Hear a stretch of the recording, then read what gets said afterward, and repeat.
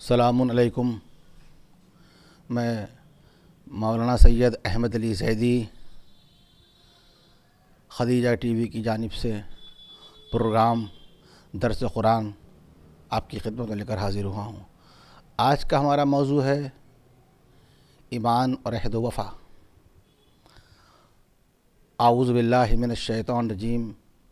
بسم اللہ الرحمن الرحیم. الحمد للہ وکفا وسلام علی عبادہ الذین اصطفیٰ. اما بعد فقد قال اللہ تبارک و تعالی فی محکم الکتاب قرآن المجید والفرقان الحمید. بسم اللہ الرحمن الرحیم.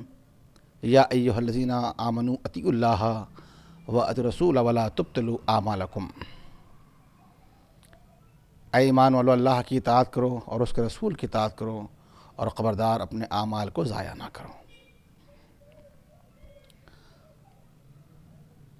پروردگار عالم صاحبان ایمان سے کس انداز سے بات کرتا ہے، کس طرح بات کرتا ہے، یہ بھی ایک شرف ہے مومنین کے لیے.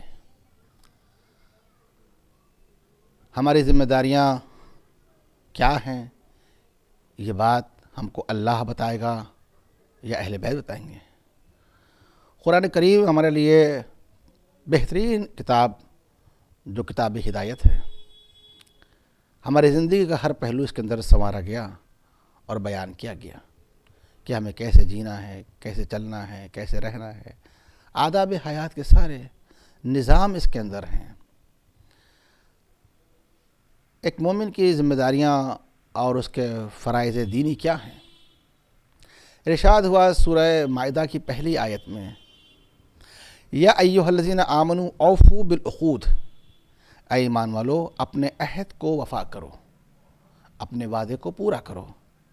یہ خطاب بھی صاحبان ایمان سے ہے اللہ کا کہ تم مومن ہو تو تم وعدہ خلافی نہ کرو بلکہ اپنے عہد کو وفا کرو. اس عہد کی عظمت کو تو پہچانیے، اس وعدے کی شان کو تو آپ دیکھیے. کبھی ارشاد ہوا سورہ بنی اسرائیل آیت نمبر 34 میں، وَأَوْفُوا بِالْعَهْدِ إِنَّ الْعَهْدَ كَانَ مَسْئُولًا. ہم روز محشر عہد کے بارے میں ضرور سوال کریں گے. اللہ اکبر. یہ خود اللہ کہہ رہا ہے کہ ہم روز محشر یعنی قیامت کے دن ہم عہد کے بارے میں ضرور سوال کریں گے کہ تم نے اپنے عہد کو وفا کیا تھا یا نہیں. تم زندگی ایسے ہی گزارتے رہے، جو وعدہ الہی تھا اس کو وفا کیا یا نہیں کیا. عزیزو، عہد وہ صفت ہے کہ خالی اس کا شرف ہمیں ہی عطا نہیں ہوا ہے، بلکہ ہم قرآن مجید کا مطالعہ کرتے ہیں تو ہم کو مقدس شخصیتیں اور اللہ کے محبوب ترین بندوں میں بھی یہ صفت ہم کو دکھائی دیتی ہے. ارشاد ہوا سورہ مریم آیت نمبر 87 میں، لا یملکون الشفاعۃ الا من اتخذ عند الرحمن عہدا. روز محشر کوئی کسی کی شفاعت نہیں کر سکتا، کوئی کسی کی سفارش نہیں کر سکتا سوائے ان افراد کے، ان اشخاص کے کہ جو لوگ اللہ سے شفاعت کرنے کا عہد کر چکے تھے. اللہ سے یہ عہد لیا تھا کہ ہم محشر میں گنہگار مومنین کی شفاعت کریں گے. یہ اللہ نے ان کو عہد دیا تھا اور وہ یہ عہد ہو چکا تھا. تو ایک ایسے بندے بھی ہیں اللہ کے کہ جن کے پاس یہ اختیار ہے کہ وہ شفاعت کا حق رکھتے ہیں محشر میں قیامت کے دن. پھر اس کے بعد اعلان ہوا سورہ رعد آیت 20 میں، الذین یوفون بعہد اللہ ولا ینقضون المیثاق. ایسے لوگ بھی ہیں جو اللہ سے عہد کر کے آئے تھے اور اس عہد کو تا حیات وفا کرتے رہے. انہوں نے پوری زندگی اللہ کے عہد میں گزار دی، کبھی عہد الہی کی انہوں نے مخالفت نہیں کی. ہر حال میں وہ اللہ سے کیے ہوئے وعدے کو وفا کرتے رہے. کہیں بھی رہے ہوں لیکن وعدہ پروردگار کو انہوں نے وفا کیا. گھر میں رہے، مسجد میں رہے، مومنین کے درمیان میں رہے، یعنی ہر جگہ پر اللہ سے جو کیے تھے وعدے، ان وعدوں کو وفا کرتے رہے. یہ محبوب بندے ہیں اللہ کے جنہوں نے کبھی اپنے وعدے کی مخالفت نہیں کی۔ اس کے بعد پھر اگر ہم دیکھتے ہیں اسی عہد کے بارے میں تو ارشاد ہوا سورہ مائدہ آیت نمبر 9 میں، وعد اللہ الذین آمنوا وعملوا الصالحات لہم مغفرۃ واجر عظیم، اللہ نے ان صاحبان ایمان سے یہ وعدہ کیا ہے جو لوگ عمل خیر کرتے ہیں، ان سے یہ اللہ کا وعدہ ہے کہ ہم تمہاری مغفرت کریں گے، تمہارے گناہوں کو بخش دیں گے اور تم کو اجر عظیم عطا کریں گے۔ اللہ اکبر۔ ہم اپنے وعدے کی اہمیت کو نہیں پہچانتے، لیکن اگر اللہ نے ہم سے وعدہ کیا ہے تو یقین اللہ سبحانہ و تعالی اپنے وعدے کو وفا کرے گا۔ پھر اللہ نے اپنے وعدے کے بارے میں سورہ توبہ آیت نمبر 111 کے درمیانی حصے کا حوالہ میں آپ کو دے رہا ہوں۔ وَمَنْ أَوْفَى بِعَهْدِهِ مِنَ اللَّهِ، اور اللہ سے زیادہ کون ہے جو اپنے عہد کو وفا کرے۔ تو آپ جانتے ہیں عہد کی عظمت کو کہ اللہ کہہ رہا ہے کہ میں نے جو وعدہ کیا تھا میں اس عہد کو وفا کر دوں گا، پورا کروں گا، اور مجھ سے بہتر کون ہے جو اپنے وعدے کو وفا کرے۔ تو آپ نے غور کیا یہ عہد الہی، اس عہد کو ہم سمجھ لیں، اللہ سے کیے ہوئے عہد کو جو ہم عالم ارواح میں ہم سے عہد لیا گیا تھا، کاش ہم اس کو پہچانتے۔ اس عہد کے بعد، اس کی وفاداری کے بعد جو ہمیں صلہ ملے گا اس کو اجر و ثواب اس کی مثال نہیں ملے گی۔ سورہ زمر آیت نمبر 73 سے 74 تک، وسیق الذین اتقوا ربهم الی الجنۃ زمرا حتی اذا جاؤها وفتحت ابوابها وقال لهم خزنتها سلام علیکم طبتم فادخلوها خالدین وقالوا الحمد للہ الذی صدقنا وعدہ وأورثنا الارض نتبوأ من الجنۃ حیث نشاء فنعم اجر العاملین۔ جن لوگوں نے اللہ پر توکل کیا تھا اور تقوی اختیار کیا تھا، ایسے لوگوں کو جنت کی طرف بلایا جائے گا، صاحبان ایمان جنت کی طرف جائیں گے تو ندائے قدرت آئے گی، جنت کے دروازے ہمارے لیے کھلے ہوں گے کہ یہ خزانے ان کے لیے ہیں، جنت کی نعمتیں ان کے لیے ہیں۔ صاحبان ایمان جنت میں پہنچیں گے، اور فقط اتنا ہی نہیں بلکہ اللہ کہے گا کہ سلام ہے مومنین پر، ان لوگوں پر جو جنت میں جا رہے ہیں۔ اللہ اکبر۔ مومنین جنت میں داخل ہوں گے اور وہاں کی نعمتوں کا جائزہ لیں گے، اور خوشیوں کا ٹھکانہ کیا ہوگا ان کی، کہ جب جنت کے اندر پہنچ جائیں گے اس کے بعد اللہ کی حمد و ثنا کریں گے، پروردگار تیرا شکر ہے جو تو نے ہم سے وعدے کیے تھے، ان وعدوں کو تو نے وفا کر دیا اور ہمیں جنت کی زمین کا وارث بنا دیا۔ بے شک یہ ہے عمل کرنے والوں کا، عبادت کرنے والوں کا، عہد الہی کو وفا کرنے والوں کا اجر و ثواب۔ آپ نے دیکھا کہ پروردگار عالم کی شان سے ان لوگوں کو جنت عطا کر رہا ہے کہ ان کے لیے جنت کے دروازے کھولے جا رہے ہیں، سلام ہو رہا ہے ان پر اللہ کی طرف سے کہ یہ خزانے تمہارے لیے ہیں، یہ نعمتیں تمہارے لیے ہیں۔ صاحبان ایمان جب جنت کے اندر پہنچیں گے کتنا مسرور ہوں گے، کیسی خوشیاں نصیب ہوں گی۔ عزیزان گرامی، تو ہمیں اپنے وعدے کی اہمیت کو پیش نظر رکھنا ہوگا۔ عہد الہی کی جو ہم بات بات پر مخالفت کرتے ہیں، اس کو ہم سمجھیں کہ اس کی عظمت، اس کی اہمیت کیا ہے۔ گھر کے اندر بھی کبھی کسی سے کوئی وعدہ کریں تو اس وعدے کو وفا کریں، ورنہ بات بات پہ انشاءاللہ کہا کریں کہ انشاءاللہ میں کام کروں گا۔ ایک باپ کو چاہیے وہ اپنے بچے سے کہے تو کہے میں انشاءاللہ یہ چیز لگاؤں گا، تو ہمیں ہر بات میں انشاءاللہ کی عادت ڈالنا ہوگی۔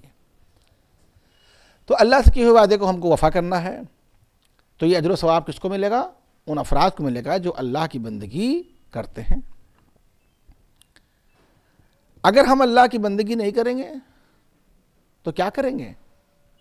اور ہمیں تو اللہ کی بندگی کرنا ہے، یہ ہم عہد اللہ نے ہم سے لیا تھا اس بات کا کہ تمہیں ہماری ہی عبادت کرنا ہے۔ ایسا نہیں ہے کہ خالی دنیا میں آ کے ہم کو علماء کرام بیان کرتے، نہیں، بلکہ یہ ہم عالم ارواح میں عہد کر کے آئے تھے۔ آپ جانتے کیا عہد کر کے آئے تھے؟ سورہ یاسین آیت نمبر 60 سے 62 تک، الم احد الیکم یا بنی آدم اللہ تعبدوا الشیطان انہ لکم عدو مبین وان اعبدونی ھذا صراط مستقیم ولقد ضل منکم جبلا کثیرا افلم تکونوا تعقلون۔ اے اولاد آدم، کیا ہم نے تم سے اس بات کا عہد و اقرار نہیں لیا تھا کہ تم شیطان کی عبادت نہ کرنا، اس کی بندگی نہ کرنا، وہ تمہارا کھلا ہوا دشمن ہے، اور تم میری ہی عبادت کرو؟ یہی صراط مستقیم ہے. میری عبادت، میری بندگی، اسی کا نام صراط مستقیم ہے. کیا تم کو نہیں خبر، کیا تم کو نہیں معلوم کہ شیطان نے تم سے پہلے والی نسلوں کو گمراہ کر دیا ہے اور آئندہ بھی گمراہ کرتا رہے گا؟ کیا تم اب بھی عقل کا استعمال نہیں کرو گے؟ آپ نے دیکھا کہ اللہ کہہ رہا میری عبادت کرو، اپنی عبادت کو وہ کہتا ہے صراط مستقیم ہے، اور شیطان کی عبادت نہ کرو. ہم یہ سمجھتے ہیں کہ ہم نے کسی سے کوئی وعدہ کیا اور اس کی مخالفت کر دی تو ہمارا شمار مخالفین عہد میں ہوگا. نہیں عزیزان گرامی، ہم نے غور نہیں کیا. اللہ سے ہم یہ عہد کر کے آئے تھے. اللہ نے ہم سے یہ عہد لیا تھا کہ تم میری بندگی کرنا، میری عبادت کرنا. اگر آج ہم اللہ کی عبدیت نہیں کر رہے ہیں، اس کی بندگی کا حق ادا نہیں کر رہے ہیں، تو آپ یہ سمجھ لیں کہ ہم بات بات پر عہد الہی کی مخالفت کر رہے ہیں. مثال کے طور پہ نماز پنجگانہ واجب ہے، اگر ہم اسے ادا نہیں کرتے ہیں تو یہ عہد الہی کی خلاف ورزی ہے. ماہ رمضان میں ہم پر روزے واجب ہیں، ہم صحت یاب ہیں، کوئی عذر نہیں ہے، ہم پر روزے واجب ہیں، اور اگر ہم عمدن جان بوجھ کر کے روزے نہیں رکھ رہے ہیں تو پھر یہ ہم کیا کر رہے ہیں؟ یہ عہد الہی کی مخالفت کر رہے ہیں. مستطیع ہونے کے بعد ہم پر حج واجب ہو گیا اور حج بیت اللہ کا شرف حاصل نہیں کر رہے ہیں تو یہ ہم کیا کر رہے ہیں؟ یہ گویا عہد الہی کی ہم مخالفت کر رہے ہیں. صاحب حیثیت ہیں، مال و ثروت ہمارے پاس ہے، اللہ کا دیا ہوا ہمارے پاس سب کچھ ہے، لیکن ہم انفاق نہیں کرتے ہیں، خمس و زکوٰۃ نہیں ادا کرتے ہیں. حقوق الہی کے ساتھ ساتھ ہم حقوق العباد کو ادا نہیں کر رہے ہیں، تو گویا ہم یہ عہد الہی کی مخالفت کر رہے ہیں. یہ وعدہ خلافی ہے. یہ نہ سمجھیے کہ آپ نے نماز قضا کی ہے، یہ نہ سمجھیے کہ آپ نے روزے کو نظر انداز کیا ہے، یہ سمجھیے کہ آپ نے اللہ سے جو کیا تھا عہد، اس عہد کو آپ نے توڑ دیا. اور جنت میں وہی جائیں گے جو اللہ کی بندگی کریں گے، اللہ کی اطاعت کریں گے، اہل محمد سے محبت کریں گے، وہی جنت میں داخل ہوں گے. ان کی اطاعت کرنے والے، عبدیت کے فرائض کو انجام دینے والے، یہی لوگ بہشتی ہوں گے، یہی لوگ جنتی ہوں گے. عزیزان گرامی، تو یہ ہے معاملہ عظمت عبادت کا. کاش کہ ہم عبادت کو اور اس فلسفے کو پہچان جاتے کہ یہ وہ صفت ہے جس میں وحدہ لا شریک، جو لا شریک ہے وہ بھی اس صفت میں شریک ہو گیا کہ وہ کہہ رہا مجھ سے بہتر کون ہے جو اپنے عہد کو وفا کرے. عزیزان گرامی، اسی عہد کو سمجھنے کے لیے ایک حضور سرور کائنات احمد مصطفیٰ محمد مصطفیٰ صلی اللہ علیہ وآلہ وسلم کی ایک حدیث مجھے یاد آ گئی. رسالت مآب ارشاد فرماتے ہیں لا وضع الشمس علی یمینی والقمر علی یساری. پیغمبر فرماتے ہیں کہ اگر میرے ایک ہاتھ پر سورج رکھ دیا جائے اور ایک ہاتھ پر چاند، پھر بھی میں اللہ سے کیے ہوئے وعدے کی مخالفت نہیں کروں گا، میں وعدہ خلافی نہیں کروں گا. یہ سرور کائنات نے یہ درس دیا ہے ہم کو، اپنے امتیوں کو، مسلمانوں کو، کہ تم کہاں ہو، تم چھوٹی چھوٹی سی باتوں پر وعدے کی اہمیت کو بھول جاتے ہو، نظر انداز کر دیتے ہو. دیکھو میں تو یہ کہہ رہا ہوں کہ میرے ایک ہاتھ پر کوئی آفتاب اور کوئی مہتاب رکھ دے تب بھی میں عہد الہی کی مخالفت نہیں کروں گا. تو عزیزان گرامی، ہم کو اس عہد کے بارے میں اور یہ کس رسول کا ارشاد ہے جس کی شان یہ کہ وَمَا يَنطِقُ عَنِ الْهَوَىٰ إِنْ هُوَ إِلَّا وَحْيٌ يُوحَىٰ. میرا حبیب تو اس وقت تک کہ بولتے ہی نہیں ہے جب تک اس پر وحی کا نزول نہ ہو جائے. اس رسول کا یہ پیغام ہے، کاش کہ ہم اس کو سمجھتے ہیں. وہ رسول اس کے بارے میں قرآن نے کبھی آواز دی قُلْ إِنَّ صَلَاتِي وَنُسُكِي وَمَحْيَايَ وَمَمَاتِي لِلَّهِ رَبِّ الْعَالَمِينَ. اے میرے حبیب کہہ دو کہ میری نماز اللہ کے لیے ہے، میری بندگی اللہ کے لیے ہے، میری زندگی اللہ کے لیے ہے، اور میری موت اللہ کے لیے ہے، جو عالمین کا رب ہے، عالمین کا پروردگار ہے. اللہ اکبر. سرور کائنات کی بندگی اللہ کے لیے ہے. ارے جب حیات ہے تو حیات میں ہی تو بندگی ہوتی ہے، نہیں، لیکن اللہ الگ الگ بیان کر رہا ہے کہ ایک ایک سانس جو پیغمبر کی ہے وہ سب اللہ کے لیے، اس کی بندگی میں سب، اور پیغمبر کی زندگی کا ہر لمحہ اللہ کے لیے، اور اس کے ساتھ ساتھ پیغمبر کی موت وہ بھی اللہ کے لیے. کون؟ اللہ جو مالک کائنات ہے، رب العالمین ہے. قل ان صلاتی و نسکی و محیای و مماتی للہ رب العالمین۔ عزیزان گرامی، ان عظمتوں کو اگر ہم پہچانتے وعدے کی عظمت کو، تو یقیناً آج ہماری زندگی لاجواب ہوتی، بے مثال ہوتی۔ تو اللہ نے کہا کہ میری عبادت کرو۔ الم اعہد الیکم یا بنی آدم اللہ تعبدوا الشیطان انہ لکم عدو مبین وان اعبدونی ھذا صراط مستقیم ولقد اضل منکم جبلا کثیرا افلم تکونوا تعقلون۔ اے اولاد آدم، تم سے ہم نے اس بات کا عہد لیا تھا کہ تم میری بندگی کرنا، میری عبادت کرنا، اور شیطان کی عبادت نہ کرنا، وہ تمہارا کھلا ہوا دشمن ہے۔ عزیزان گرامی، شیطان کو اللہ نے دشمن سے تعبیر کیا ہے، اور ہمارا آپ کا دستور کیا ہے؟ اگر ہمارا کوئی دشمن ہوتا ہے تو کیا ہم اس کی اطاعت کرتے ہیں، اس کا کہنا مانتے ہیں، اس کے راستے پر چلتے ہیں؟ نہیں، بلکہ ہم اس سے نفرت کرتے ہیں کہ یہ میرا دشمن ہے۔ بھلے وہ نہ ہو، لیکن بدگمانی بھی پیدا ہوتی ہے تو ہم اس سے دور ہو جاتے ہیں۔ میرے عزیزو، جس دشمن کو اللہ نے کہا ہو کہ یہ بنی آدم کا دشمن ہے، تو لوگ اس دشمن کی طرف کیوں متوجہ نہیں ہیں؟ ارے یہ وہی تو دشمن ہے جس نے جناب آدم اور جناب حوا کو جنت سے نکلوایا تھا۔ یہ تو ایسا بدترین دشمن ہے جو ازل سے دشمنی کر رہا ہے، ماں باپ سے دشمنی تھی اور بدلہ وہ اولاد سے لے رہا ہے۔ تو عزیزان گرامی، ہمیں اللہ کی بات کرنا ہے۔